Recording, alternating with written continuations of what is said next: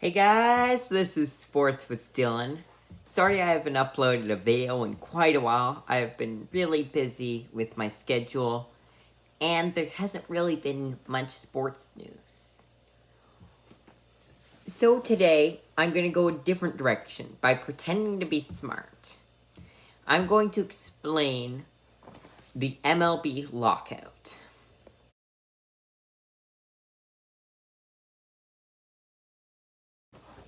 Now, some of you may have heard that there's an MLB lockout, but you're probably wondering multiple things right now. First of all, what is an MLB lockout? Second of all, I'll get to those after I explain what an MLB lockout is. So, an MLB lockout, it's just a lockout. So it's the same as a normal lockout, but it happens in the MLB. I feel like I should clarify that so I don't have to say MLB lockout every single time. It's just a lockout.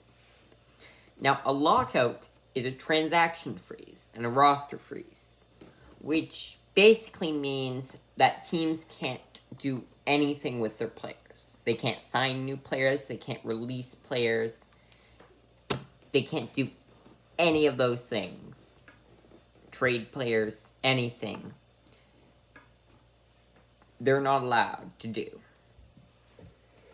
Now, there's multiple reasons this could happen.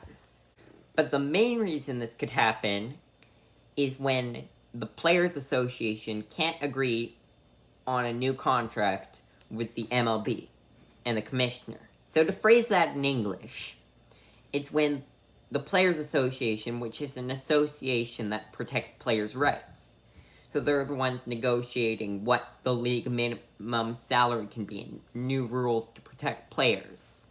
That kind of stuff. They're the ones helping the players.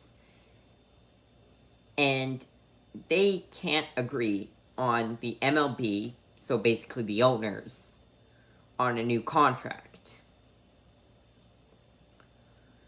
So this happens every once in a while. They have to renegotiate a contract.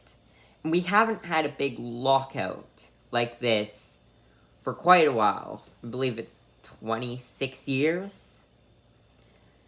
And back when that happened, it was a big one. They missed the whole season. Not one MLB game was played because of this lockout. And technically that could happen this season as well. But it's unlikely because they have all the way till March when spring training starts. So they've got quite a while to go. Quite a long time of negotiating. But if it doesn't come on a new contract, then we'll miss the season. Which is kind of sad, but just the truth we'll have to face if it comes to that, which it shouldn't. Now, the lockout is only enacted in very specific circumstances. Yes, it's when they can't agree on a contract, but when it gets severe enough and they can't agree on the rules, then to force the Players Association to try and give in, then the commissioner, currently Rob Manfred, has to enact a lockout. So as I said, no transactions whatsoever. It's a full roster freeze. None of the teams can make any move. And the Players Association is trying to negotiate it out with the league, but neither side seems to want to budge lately. So eventually, one side's probably going to give in, or they're going to meet in the middle, but it's basically like a teacher's strike. It's just, if the association can't agree with the government, or in this case, if the Players Association can't agree with the MLB, then the teachers go on strike. Or in this case, though, it's enacted by the MLB, versus it'd be like the government telling the teachers not to teach, instead of the teachers choosing not to teach because they want the government to pay them more. On December 2nd, Robert Manfred Jr., as I said, the commissioner of the MLB, published a letter titled A Letter to Baseball Fans, where he basically explains that there's a lockout. But it's interesting because they actually explain his decision, where he actually admits that the reason they have the lockout is to jumpstart negotiations with the Players Association. It's not very often that a sports league actually admits what they're doing, but he actually did that, so I respect him for that. And they're also saying, obviously, it's from his point of view, not the Players Association. Sadly, they didn't publish a letter as well, explaining their point of view. But that would be interesting. I would read it. So he also explains that for the first time ever, there's a minimum payroll for all clubs. And amongst a couple other changes they've made with these negotiations. But he's basically pointing out the fact that they're not actually negotiating. They're just trying to tell them what they want. And at least according to him, then these things can't go on. They'll ruin the game of baseball. So if some of these rules were to happen, they're saying most of these teams would never be competitive. And we'd probably just have the Yankees and Red Sox controlling the whole MLB. He didn't say that end part, but it's all implied. When they say only a slim amount of clubs would be competitive, that means the Yankees and Red Sox. So,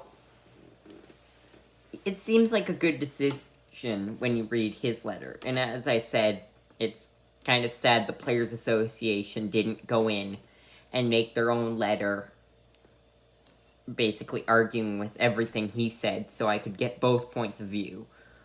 But it does kind of seem like, according to him at least, that this was a necessary move. So, it will be interesting to see what will happen to the rest of the season. There's still some big-name free agents that haven't been signed, such as Carlos Correa. He's one of my favorite players. I'm surprised he hasn't been signed. I would argue he was the best player in free agency, and yet no one signed him yet.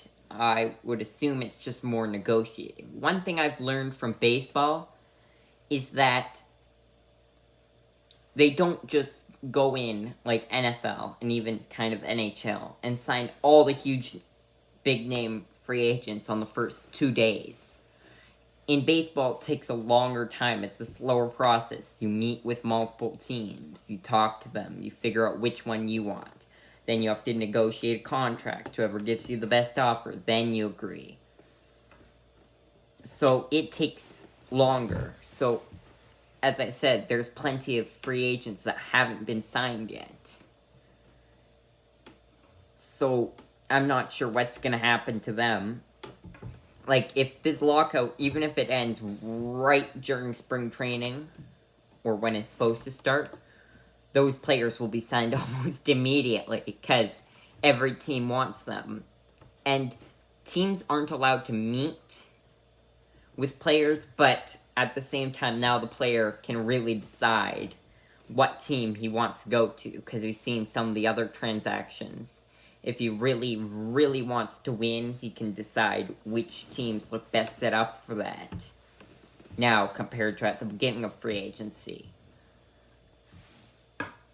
But, honestly, I don't think the MLB season will be canceled. I think it will be just fine.